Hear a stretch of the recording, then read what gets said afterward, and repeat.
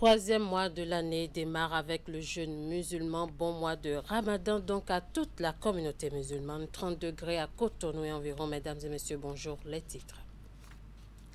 Renouvellement du partenariat entre l'Université de Grenoble-Alpes en France et l'École supérieure d'expertise comptable ESEC du Bénin. Les deux parties ont signé la convention cette semaine à Cotonou. Les précisions dans ce journal. Inhumation ce jour du désormais ex-ministre des enseignements secondaires, techniques et de la formation professionnelle. Le point du déroulé des funérailles dans ce journal avec Ulrich Abalo depuis Parakou. Et puis, les forces Cori pour un Bénin émergent vient de perdre un militant, l'ex-coordonnateur départemental des FCBE dans la 23e circonscription électorale. Patrice Lovessi a rejoint le parti Moël Bénin. Dans ce 13h, les raisons de son adhésion au parti de Jacques Ayadji. À nouveau, bonjour. Je l'annonçais en titre, nous serons en direct depuis Parakou avec Ulrich Abalo qui va nous faire un point du déroulé des obsèques du désormais ex-ministre des enseignements secondaires, techniques et de la formation professionnelle. Ulrich Abalo, vous êtes avec nous. Ulrich Abalo, bonjour. Bonjour, Esther Tofa. Alors, nous sommes en direct depuis Parakou avec vous. Que retient-on des funérailles du ministre jusqu'à aujourd'hui? On retient que nous abordons petitement les dernières étapes du programme concocté dans le cadre de ces funérailles. Hier, en soirée déjà, et au domicile du défunt sur place ici à Parakou, au quartier Zongo précisément, il y a eu cette veillée de prière conduite par la chorale de l'église du christianisme céleste, une église proche donc de la famille du ministre. Aujourd'hui, pour poursuivre le programme, c'est la cathédrale Saint-Pierre et Paul de Parakou qui a abrité cette célébration eucharistique officiée par l'archevêque métropolitain de Parakou, Monseigneur Pascal Nkwe lui-même, et co-célébré par le père Fortuné Gonzalo, qui est le curé de la cathédrale. Et la célébration eucharistique a été marquée par la présence d'une forte délégation du gouvernement, il faut le dire. Il y a eu le ministre d'État Blaise Diop-Tchané, avec à sa suite bien d'autres ministres. On a eu la présence également de la vice-présidente de la République, Mariam Talata, qui d'ailleurs a décoré à titre posthume, disons, la dépouille du ministre sur la demande du président de la République. Ici, depuis 10 heures, comme prévu par le programme officiel, la cérémonie a démarré d'abord par la célébration eucharistique et ensuite ça a laissé place au protocole de la présidence qui a déroulé donc quelques allocutions, notamment l'allocution, disons, du ministre représentant le gouvernement, le ministre de l'enseignement primaire, Saliman Karimou. Et à sa suite, on a eu également le discours du préfet du Borgou, un discours chargé d'émotions. Vous imaginez un peu des larmes et tout ce qui, en tout cas, tout ce à quoi on peut assister dans de pareilles circonstances. Il y a eu le discours du représentant de la famille, donc la famille éplorée, la famille du défunt ministre. Et ensuite, les remerciements, salutations et autres condoléances ont été reçus ici même à la paroisse. Donc, en gros, tout se résume ici, sauf que après l'enterrement, l'inhumation aura lieu dans l'intimité familiale. Là, je suis au portail même de la cathédrale Saint-Pierre et Paul de Parakou, défilent devant moi des autorités, des fidèles qui ont participé à cette célébration, certainement en direction donc de la maison du ministre Xiza au quartier Zongo, dans le 3e arrondissement de Parakou, pour poursuivre donc la cérémonie. Il faut dire que la cérémonie est empreinte de solennité, mais l'émotion, elle est vive. On peut la remarquer au niveau de toutes ces personnes qui ont effectué le déplacement. Et l'autre chose qui a marqué un peu l'événement, c'est le déplacement de délégations venues d'ailleurs, pas forcément des délégations de l'Université, notamment cette délégation dépêchée par le gouvernement ivoirien pour assister à cette célébration. En raison bien entendu de l'amitié que le ministre homologue a avec notre ministre, celui qu'on regrette aujourd'hui. En gros, c'est ce qui s'est passé à Parakou. ce matin, sinon depuis hier, pour dire un adieu, un au revoir définitif au ministre qui nous a quittés dans des conditions, vous le savez bien, tragiques, il y a quelques jours, en venant bien entendu à Parakou servir la République. Alors, dans la ville de Parakou, quelle est l'ambiance? Comment est-ce que les populations vivent ces funérailles? Atmosphère quelque peu triste, je dirais. Ce n'est pas, disons, une ambiance de fête parce que justement c'est la tristesse qui se lit sur les visages. On regrette ce qu'il s'est passé et on voit des visages quelque peu remplis de larmes. Et pour ceux qui font l'effort de ne pas pleurer, eh bien, on voit des visages de personnes sous le choc. Le drame n'a laissé personne indifférent, il faut le dire. Et ici, on essaie de rendre un dernier hommage, un hommage mérité à ce ministre qui a servi le gouvernement depuis quelques années déjà. Et dans les discours qu'on a suivis tout à l'heure lors de la cérémonie protocolaire, il faut dire qu'on a rappelé ce en quoi le ministre était quand même quelqu'un d'incontournable, quelque peu dans le dispositif gouvernemental. C'est celui-là même qui a pu instaurer la réforme qui veut que désormais l'enseignement se penche plus du côté de l'enseignement technique et professionnel plutôt que l'enseignement général dans notre pays. Il y a eu bien d'autres choses qui sont citées et qui sont à l'actif de ce ministre qu'on appelle un ministre attentif à tous ceux qui voulaient quand même lui soumettre une situation, un ministre disponible, je vais dire, un ministre quelque peu genre qui n'est pas vraiment qu'on pouvait accéder facilement, je vais dire. Il est accessible. Je manque des mots pour exprimer ce qui s'est dit sur le ministre. Tout compte fait, tout le monde ici a pu quand même dire du bien de ce ministre-là. Et je pense que c'est au mérite de celui qui nous a, disons, quittés, et tragiquement. Alors, merci beaucoup à vous, Ulrich Chabalo. Les obsèques se poursuivent, comme vous l'avez dit. On vous retrouve dans les prochaines éditions pour plus de détails. Merci. Et nous poursuivons cette édition. Université de Grenoble-Alpes en France et l'École supérieure d'expertise comptable ESSEC du Bénin ont renouvelé leur convention de partenariat. C'est au cours d'une cérémonie à la fois protocolaire et conviviale qui s'est déroulée ce jeudi à Cotonou en présence d'une multitude d'experts comptables béninois venus de divers horizons. Le point dans ce compte rendu signé Hugues Vingbe et Eder Mpevi. 2 jours d'échange auront permis à ces experts d'évaluer la réforme de l'affermage de l'approvisionnement en eau en milieu rural au Bénin. Après plus de 18 mois de mise en œuvre des nouvelles directives, il urge pour l'Agence nationale de l'eau potable en milieu rural de renforcer les capacités d'appropriation des contrats par les acteurs. Également en vue la réduction des goulots d'étranglement qui entravent l'exécution des travaux. À la date du 1er mars 2023, plus de 50% des AEV étaient en panne. Donc, il urge pour satisfaire le... Dans un décor festif et devant un parterre d'experts comptables chevronnés, Christian Désiré Migan et Robert Girard, fraîchement élevés au grade d'officier de l'Ordre national du Bénin, renouvellent leur consentement.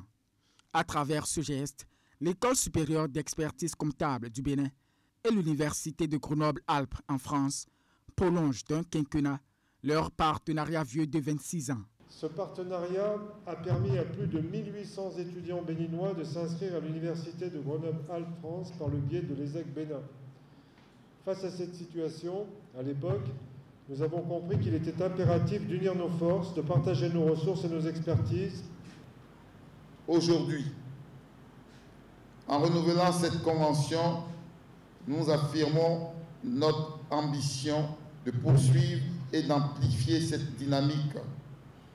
En renouvelant aujourd'hui ce partenariat, vous réaffirmez votre volonté commune de faire de l'Université de Grenoble et de l'ESSEC des pôles d'excellence pour la formation des futurs experts comptables.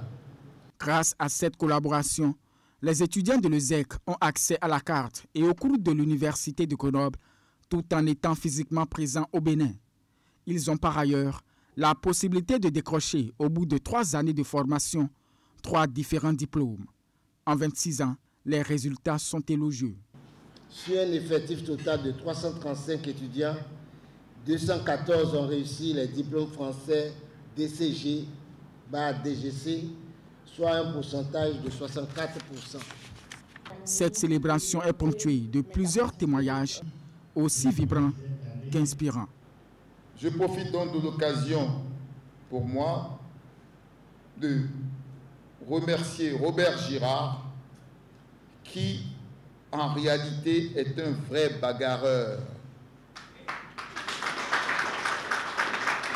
Ça peut se réaliser sur la base de l'amitié qui lie les deux personnalités que vous avez devant vous. Cette amitié est basée sur quoi? Sur le respect mutuel, sur la compétence et sur les valeurs. Le directeur de l'université de Grenoble-Alpes repartira de Cotonou avec plusieurs présents qui lui sont offerts par son ami de longue date. Là, un guide. Du 27 au 28 février 2025, l'Agence nationale de l'eau en milieu rural a mobilisé à Cotonou 2 jours durant les experts en charge de la mise en œuvre des nouvelles réformes en vue de permettre l'accès à l'eau potable dans les zones reculées. Ensemble, ils ont évalué la réforme de l'affermage de l'AEP. Cette rencontre mobilise donc des acteurs venus du ministère de l'Énergie, de l'eau et des Mines, la cellule de suivi et de contrôle de la gestion des communes, de la présidence de la République et bien d'autres structures. Teddy Godalo et Déon Pévi nous en disent plus. 2 jours d'échange auront permis à ces experts d'évaluer la réforme de l'affermage de l'approvisionnement en eau en milieu rural au Bénin. Après plus de 18 mois de mise en œuvre des nouvelles directives, il urge pour l'Agence nationale de l'eau potable en milieu rural de renforcer les capacités d'appropriation des contrats par les acteurs. Également en vue la réduction des goulots d'étranglement qui entravent l'exécution des travaux. À la date du 1er mars 2023, plus de 50% des AEV étaient en panne. Donc, il urge, pour satisfaire l'objectif de la réforme, de réhabiliter ces ouvrages, de les mettre en conformité et de permettre à ce que partout sur le territoire, là où ces ouvrages existent, que les populations aient accès à l'eau potable. À n'importe quel point où vous vous trouvez sur le territoire béninois en milieu rural, vous avez l'eau à un seul tarif, 15 francs la bassine de 25 litres. Et c'est appliqué partout, sans discussion. Pour la réussite des réformes, 2 opérateurs privés ont été recrutés et interviennent sur le territoire national. Il s'agit de Omilaye et la société SBA des eaux. L'objectif est d'assurer une gestion durable des équipements et infrastructures hydrauliques et surtout d'assurer leur maintenance. À date, 142 systèmes d'alimentation à l'eau potable ont été réalisés et permettent d'alimenter à peu près 2 millions de personnes en milieu rural, faisant passer le taux de décès que nous sommes venus constater en 2016, qui était de 42%, à 82,66% à fin 2024. Il y a des écoles à cantine qui n'ont pas d'eau. Nous avons développé une stratégie pour alimenter ces écoles à partir d'ouvrages amovibles, qui sont des postes d'eau autonomes qu'on installe de façon provisoire pour les alimenter, mais avec de l'eau propre, de l'eau potable. Et une fois que nos systèmes arrivent, comme c'est des systèmes amovibles, on peut les démonter pour aller ailleurs, à d'autres endroits où on en a besoin. Plusieurs recommandations sanctionnent l'issue des travaux, lesquelles recommandations seront mises dans un dispositif de suivi rigoureux pour permettre à l'Agence nationale de l'eau potable en milieu rural d'atteindre les performances souhaitées. Lancement du projet Agriculture résiliente et inclusive dans la commune de Soava. C'est un projet qui vise à soutenir les communes qui subissent à forte propension les impacts des changements climatiques sur l'agriculture. Le lancement s'est fait le jeudi 27 février 2025 à l'hôtel de ville de la commune. Asiongo Kanyasiongo, Rachidi Soubero. Soava bénéficie du projet Résilio pour une agriculture résiliente et inclusive dans la commune grâce à Oumalia. Ceci à la faveur du programme de coopération climatique internationale avec le financement du Fonds vert du gouvernement du Québec. Le projet a été présenté le jeudi 27 février dans l'enceinte de la mairie où la première autorité a souligné ses avantages. Le projet Résilio vise à assurer au sein de la commune une agriculture plus résiliente, basée sur une autonomie de production moderne, une gestion plus participative des producteurs de la commune et le renforcement des actions d'adaptation au changement climatique. Ce projet qui nous réunit ici reprend et traduit en actions concrètes les besoins d'une frange importante, sinon de la très grande majorité des acteurs, les producteurs et les productrices. Oumalia se dit fière de travailler aux côtés des populations avec elle et pour elle. Une assurance donnée par sa présidente. Nous allons préparer à manger ensemble, avec une agriculture florissante, mais aussi avec des acteurs mieux structurés, mieux organisés et donnant une place à chacun, à chacune. Les bénéficiaires apprécient les impacts du projet. Nous devons tout faire pour être un exemple, parce que ce projet sera extensé dans toutes les communes du Bas-Ouémé. Nous autres communes de la basse et moyenne vallée de l'Oulé, nous engageons à nous inspirer des réussites et des apprentissages de cette phase qui sera désormais mise en œuvre à Soava. Le maire de Soava, André Todje, a délivré aux bénéficiaires le message du ministre de l'Agriculture, de l'Élevage et de la Pêche. Le ministère de l'Agriculture, de l'Élevage et de la Pêche salue cette initiative qui contribue à la transformation de nos systèmes de production en intégrant les principes de durabilité et de résilience. Les bases de l'avenir sont posées où l'eau, ressource essentielle, devient un levier de prospérité pour tous. 16e Assemblée générale ordinaire de l'Union nationale des aviculteurs professionnels du Bénin UNAB au cours de ces assises tenues ce vendredi dans la commune d'Abomey-Calavi. Les acteurs de la chaîne de production et de commercialisation de volailles ont évalué les résultats obtenus au titre de l'exercice 2024. Compte rendu, Hugues Vingbe. Créée en 2008, l'Union nationale des aviculteurs professionnels du Bénin réunit ses membres pour la 16e fois de son histoire dans le cadre d'une assemblée générale ordinaire. Les assises organisées par la 6e mandature de l'équipe dirigeante visent à rendre compte du travail abattu en 2024. Au cours de cette journée, nous aurons à examiner les différents documents, à savoir le rapport d'activité 2024 et le point de mise en œuvre des recommandations de la 15e Assemblée générale ordinaire. Le rapport financier de 2024, le projet de budget exercice 2025 et d'autres préoccupations d'importance. Cette Assemblée générale intervient dans un contexte où plusieurs obstacles se dressent sur le sentier des aviculteurs béninois. Les défis auxquels nous faisons face, volontarité des coûts des intrants, menaces sanitaires, concurrence des importations et perturbations climatiques exigent de nous résilience, unité et innovation. Conscients de la hauteur de ces défis, les gouvernants ont pris une forte décision que rappelle ici le représentant du ministre de l'Agriculture, de l'Élevage et de la Pêche. Le gouvernement s'est engagé dans le chantier de l'assainissement de l'environnement économique de la filière avicole. En témoigne l'annonce de l'interdiction de l'importation de la viande de volaille congelée qui constitue un enjeu majeur pour le sort de la filière. Grâce aux efforts conjugués de tous, des avancées ont été notées et cette dynamique se poursuit pour trouver des solutions aux difficultés d'écoulement des productions locales. En attendant que les obstacles évoqués ne soient tous levés, les aviculteurs sont invités à maximiser la production. Je n'ai rien contre la transformation, je n'ai rien contre la commercialisation, mais avant tout cela, il faut d'abord produire. On ne peut pas commercialiser ce qui n'est pas produit. Nous connaissons les risques inhérents à la production.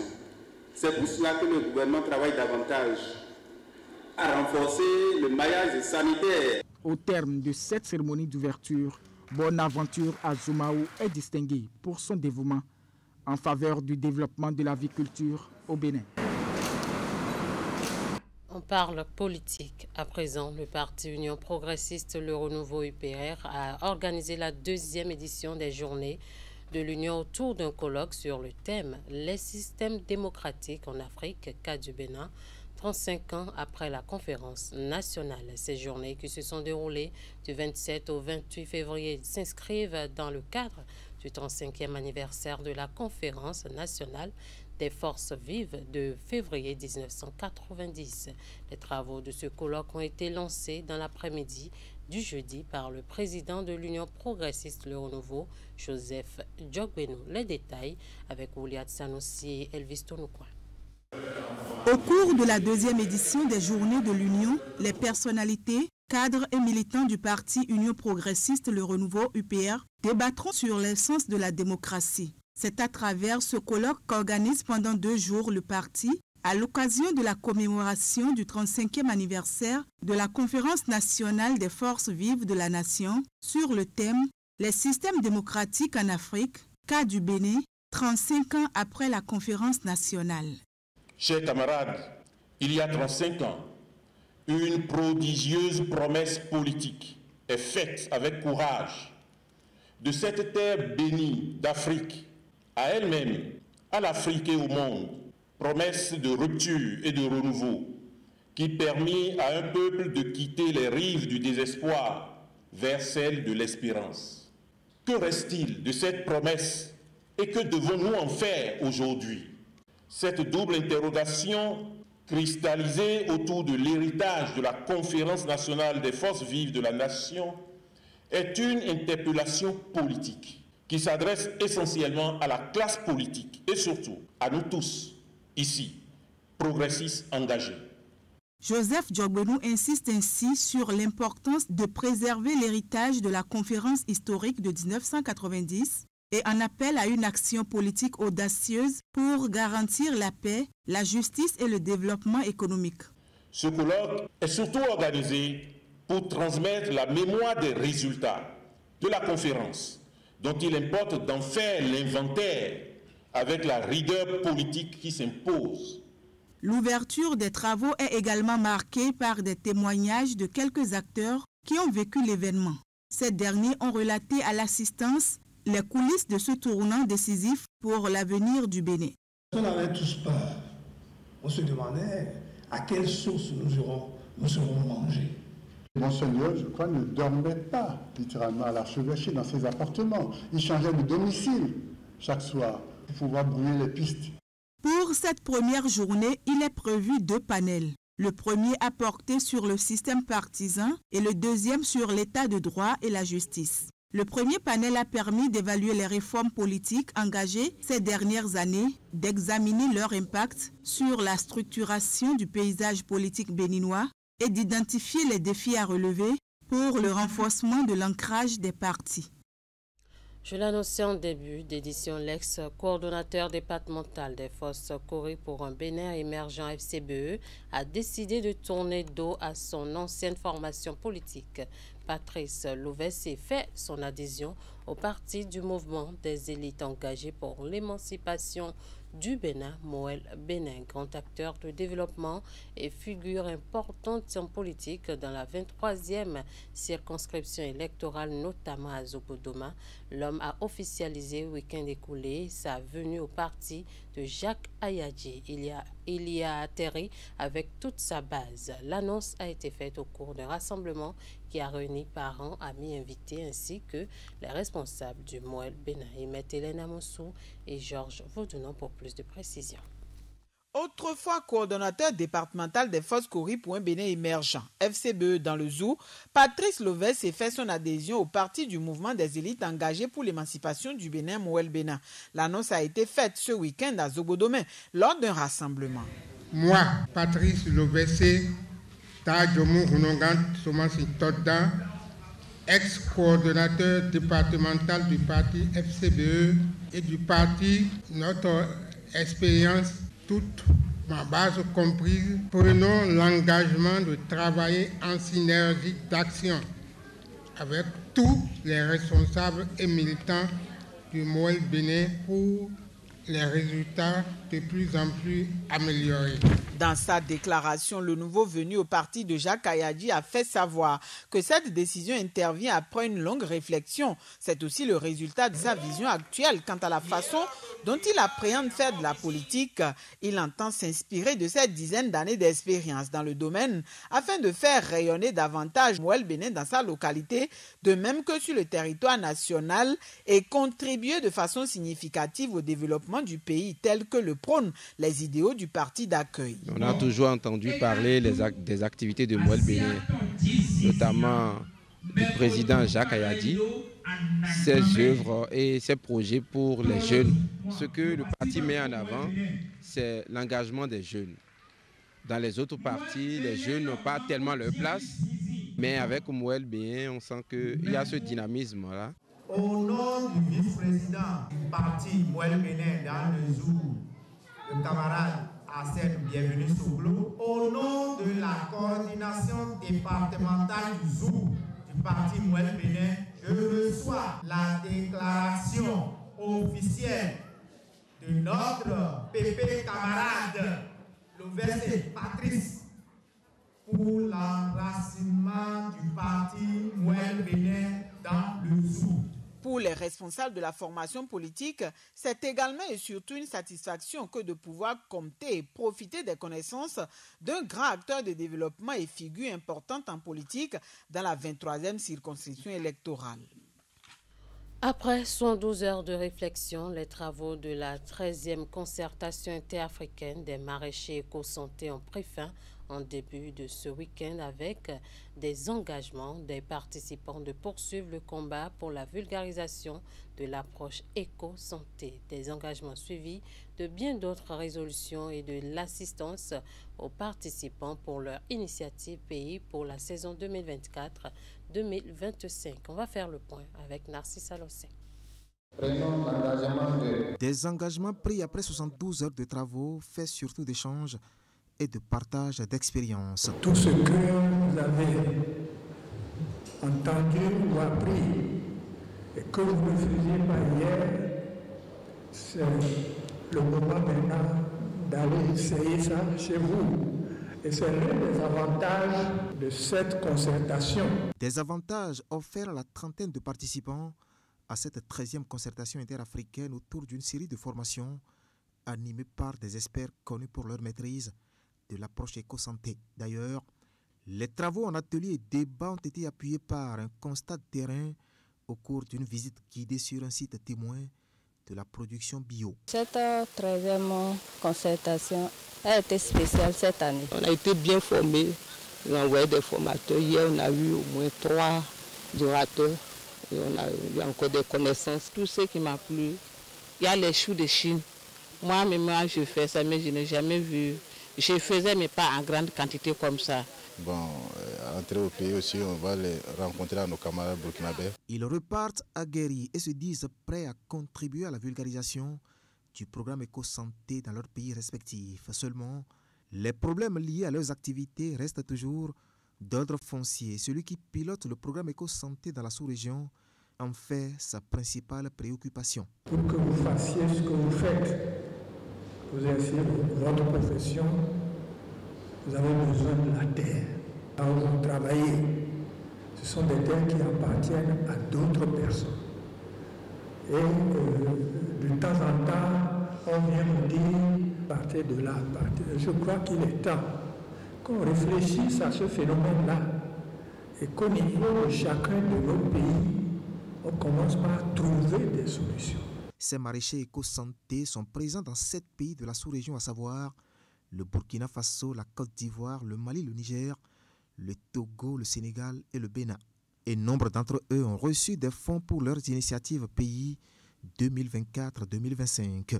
L'évaluation sera faite à la prochaine concertation, initiative de l'Union internationale des travailleurs de l'alimentation, de l'agriculture, de l'hôtellerie-restauration, du tabac, du catering et des branches connexes, avec le soutien de son partenaire canadien Unifor. On finit avec le sport. Le handball béninois enregistre dans le rang de ses clubs professionnels pour le compte de la nouvelle saison qui s'annonce une nouvelle équipe. Il s'agit de l'équipe de la SB2E dénommée Énergie Handball Club dont la saison 2025 est officiellement lancée ce vendredi 28 février 2025. Ceci au cours d'une conférence de presse à la direction générale de la société à Cotonou. Occasion pour les dirigeants de dévoiler au public ce nouveau club professionnel de handball, sa vision et surtout ses ambitions pour la saison 2025. Les précisions. Voici la dernière année sportive de la Société béninoise d'énergie électrique. Énergie Handball Club qui voit le jour et rejoint la famille des sports demain au sein de la société. Entre nous, travailleurs de la SBE, il y avait déjà des amateurs et des anciens joueurs de handball qui, malgré leur profession, leur quotidien, essayaient déjà de jouer les samedis, les dimanches pour se refaire une santé. Donc l'idée est née de là, il y a 3 ans, de lancer un club de handball pour maintenant aller en compétition et aller sur le plan professionnel. C'est ainsi que la Société béninoise d'énergie électrique débarque dans le handball béninois. L'idée est de véhiculer davantage les valeurs et surtout l'image de la SBE à travers ce sport demain comme le font les équipes de football, de volleyball et de basketball de la société. C'est une ambition qui s'inscrit dans l'optique de la stratégique de reconquête du territoire de la SBE. Alors comme il y a beaucoup de monde à SBE, 2000 personnes, on a déjà habillé tous nos électriciens avec une tenue de travail où les couleurs de la SBE se voient. Et en fait, vous êtes un peu le prolongement de cette action de rendre visible la SBE sur le terrain. Énergie Handball Club fera partie des équipes qui vont animer le championnat professionnel de handball au cours de la saison 2025. Une première saison au cours de laquelle l'équipe ne compte pas jouer le second rôle. Pour ça, elle s'est donné les moyens pour une bonne moisson de joueurs expérimentés. Nous avons pu mettre la main sur certains joueurs qui sont avec nous ici. Ils sont là. Comme vous le voyez, c'est des joueurs qui ont été champions au niveau de Flowers, d'autres vice-champions au niveau de l'équipe de ASPAC il y a cela 3 ans. En prélude à la saison 2025, Énergie Handball Club a déjà démarré les séances d'entraînement depuis plusieurs jours. Dans le cadre de sa préparation, l'équipe aura disputé un match amical dans les jours à venir et un tournoi de handball à 4 clubs à partir du 16 mars 2025. Merci à vous de nous avoir suivis. Merci à toute l'équipe de rédaction, de réalisation et de diffusion. Passez un très bon week-end en compagnie des programmes de Canal 3 Bénin.